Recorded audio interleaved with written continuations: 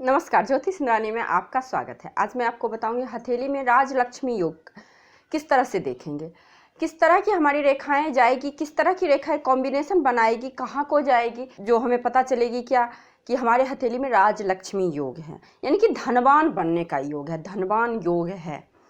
तो चलिए शुरू करते हैं। देखिए, हथेली में यदि आपके गुरु पर्वत, जैसा कि आपको पता होगा, गुरु पर्वत ये इंडेक्स फिंगर के नीचे की एरिया को हम लोग गुरु पर्वत बोलते हैं, गुरु माउंट बोलते हैं, जुपिटर माउंट बोलते हैं, ठीक है। तो यहाँ पे यदि हथेली के जो गुरु पर्वत है, इसकी स्थिति सब प्रकार से श्रेष्ठ होना चाहिए। कहने का मतलब ये कि आपकी जो हथेली की स्थिति है, गुरु पर्वत की स्थिति है, यहाँ पे किसी तरह का निगेटिव साइन ना हो, ठीक है। और इसकी जो फिंगर की लेंथ हो ये बड़ी हो, यानी क्या कि आपके जो ये मिडिल फिंगर के ऊपरी पोर से ऊपर तक हो, एक तरह से ये जो आपकी तीसरी पोर होती है ना, ये इसके ऊपर तक हो, मतलब लंबी हो। कहने का मतलब लंबी हो, छोटी ना दिखे, अनामिका फिंगर से छोटी ना हो, ठीक है। आपकी अनामिका फिंगर से इंडेक्स फिंगर की लंबाई छोटी ना हो। और आपका जो जुपिटर माउंट है ना, ये जुपिटर माउंट ये जो होती है ये उभरी हुई हो, ठीक है, धसी हुई नहीं हो। और तीसरा कंडीशन ये कि वहाँ पे कोई निगेटिव चिन्ह नहीं हो, तिल ना हो, जाल ना हो, द्वीप ना हो, वृत्त ना हो, ठीक है। इस तरह से 4-5 जो निगेटिव साइन होते हैं वो साइन ना हो। यहाँ पे क्रॉस अच्छी बोली गई है, क्रॉस साइन हो तो बहुत अच्छी बात है। एटलीस्ट ये सब निगेटिव साइन ना हो, धसी हुई ना हो, और जुपिटर की जो फिंगर है वो छोटी ना हो, ठीक है।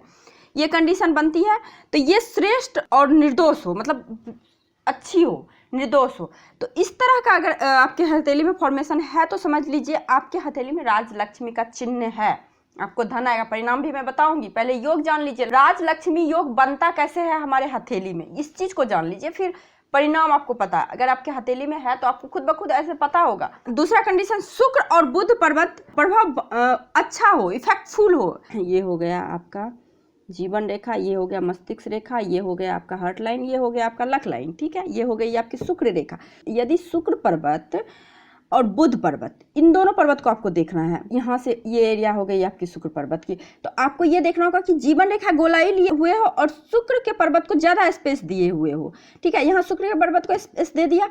और आ जाइए आप बुध पर्वत पे, तो बुध की जो ये फिंगर है ना, ये स्मॉल फिंगर, ये जो पहला पोरवा होता है ना, इसका एटलीस्ट यहाँ तक पहुँचना चाहिए। इससे बड़ी हो तो बहुत अच्छी बात है, बट यहाँ तक होना चाहिए, तभी व्यक्ति में कॉन्फिडेंस आएगा, तभी व्यक्ति में कम्युनिकेशन स्किल आएगा, मार्केटिंग स्किल आएगा, ठीक है।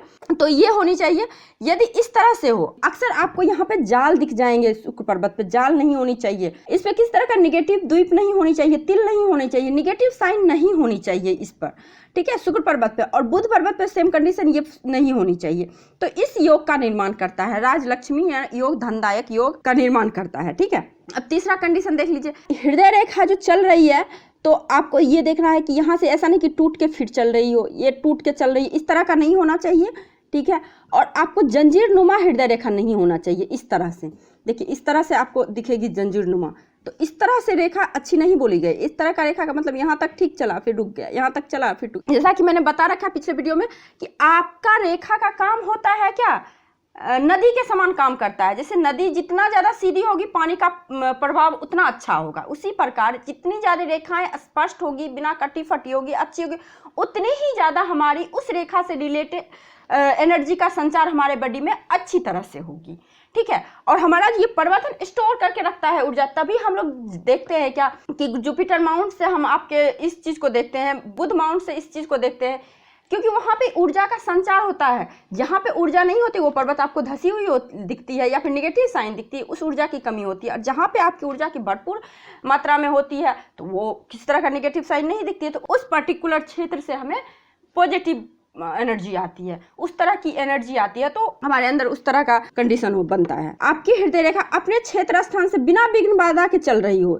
इस तरह से अपने क्षेत्र स्थान से बिना विघ्न बाधा के चल रही हो, यूं जा रही हो, कहीं कटी फटी नहीं हो, जहाँ जाना है इसको आराम से जाए, बस बीच में कहीं कटना नहीं चाहिए, ठीक है। ये कंडीशन। एक कंडीशन क्या, भाग्य रेखा सूर्य रेखा शुभ स्थिति में हो और जीवन मस्तिष्क रेखा सुंदर और निर्दोष शाखाहीन हो। भाग्य रेखा आपका, ठीक है, ये भाग्य रेखा निर्दोष हो, बिल्कुल निर्दोष हो भाग्य रेखा, ठीक है। और देखिए, हमारी लाइफ में ना सूर्य के बिना कुछ भी नहीं हो पाएगा। यदि हमारी लाइफ में सूर्य नहीं है तो आत्मविश्वास नहीं होगा, सेल्फ कॉन्फिडेंस नहीं होगा, सेल्फ रिस्पेक्ट नहीं आएगी हमारे अंदर, हमारे अंदर रोशनी नहीं होगी, हमारे जीवन में प्रकाश नहीं होगी। जब हमारे जीवन में रोशनी प्रकाश नहीं होगी तो हम क्या कर लेंगे, कुछ नहीं कर पाएंगे ना, सोचते रह जाएंगे बस। तो यही होता है सूर्य। तो आपको क्या देखना, आपकी भाग्य रेखा, जिसको कि हम लोग शनि रेखा आपकी निर्दोष हो, और सूर्य रेखा। मान लीजिए कभी कभी किसी हथेली में आपको सूर्य रेखा नहीं दिखेगी बट शनि रेखा दिखेगी, तो शनि रेखा भी उतनी ही महत्वपूर्ण होती है जितनी कि सूर्य रेखा महत्वपूर्ण होती है। तो सूर्य रेखा और शनि रेखा दोनों निर्दोष हो, यहाँ पे कोई दोष ना हो, और आपकी ये जो जीवन रेखा है और मस्तिष्क रेखा ये भी सुंदर हो और निर्दोष हो। देखिए निर्दोष कहने का मतलब क्या, रेखा जालनुमा ना हो, इस तरह से जालनुमा ना हो, और रेखाओं पे इस तरह से कोई द्वीप ना हो, इस तरह से कोई द्वीप ना हो, या फिर रेखा जैसे रुक रुक के चल रही, ओवरलैपिंग ना हो इस तरह से। तो इस तरह के कंडीशन ना हो रेखा का, और रेखा लालिमा लिए हुए हो, यानी गुलाबी हो, लाल भी नहीं हो, ब्लैक काला भी नहीं हो, आभा युक्त तेज लिए हुए हो, देखने से पता चल जाता है। तो इस तरह का कंडीशन यदि बनती है आपके हथेली में, और देखिए ये भी आपको देखना शाखा ना हो, इस रेखाओं में शाखा किसी तरह का ना हो, तो आपके राजलक्ष्मी योग का निर्माण करता है। ठीक है, अब देखिए अब एक कंडीशन और है, चंद्रमा का क्षेत्र जो है ये पर्वत आपका स्वस्थ हो, यहाँ पे भी किस तरह का निगेटिव साइन ना हो, ठीक है, और विकसित हो, और कोई भी बाधक चिन्ह ना हो। कहने का मतलब क्या, वही द्वीप ना हो, जाल ना हो, तिल ना हो, किस तरह का क्रॉस ना हो, चंद्रमा पे क्रॉस भी अच्छी नहीं मानी गई है, क्रॉस ना हो, और यहाँ पे भंवर का भी चिन्ह उतनी अच्छी नहीं मानी गई है। ठीक है, तो ये सब नहीं हो, ये एक कंडीशन बनाता है जो कि राजलक्ष्मी योग का निर्माण करता है। एक कंडीशन और है, चंद्र शुक्र और गुरु, चंद्र शुक्र गुरु ये दोष मुक्त हो और गुलाबी हो। देखिए हथेली को सबसे पहले जब हम लोग एनालिसिस करते हैं किसी भी हथेली को, तो सबसे पहले हम लोग क्या देखते हैं, हथेली का शेप देखते हैं, उसके बाद उसका कलर देखते हैं, फिर जाके हम लोग रेखा देखना शुरू करते हैं।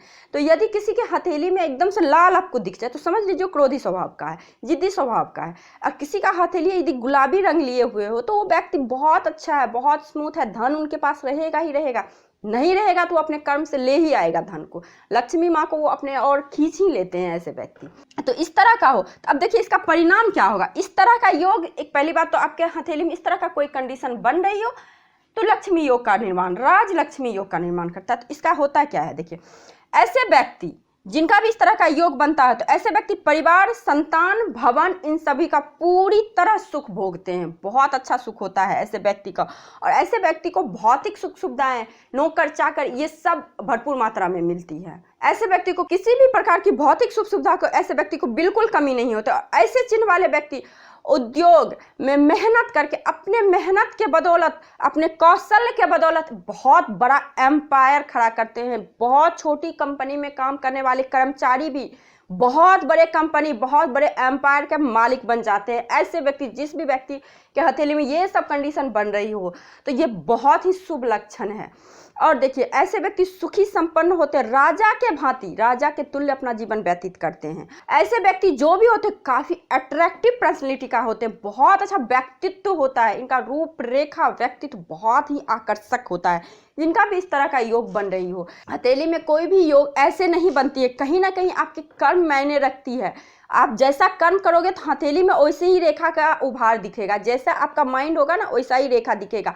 आपके माइंड में निगेटिव थॉट्स हैं बट आपके हथेली में पॉजिटिव कभी चिन्ह नहीं दिखेगा। अगर बाय दी वे आपके पिछले जन्म के कर्म के अनुसार दिख भी गए तो वो चिन्ह लाभ नहीं देगा, उससे भी जबरदस्त नेगेटिव साइन आपके। यदि पॉजिटिव साइन का लाभ नहीं हो रहा हो, आप गलत कर्म कर रहे हो, तो भगवान आपको उससे भी जबरदस्त नेगेटिव साइन आपके हथेली में ला के रख देंगे, इसका परिणाम आप भुगत सकते हो।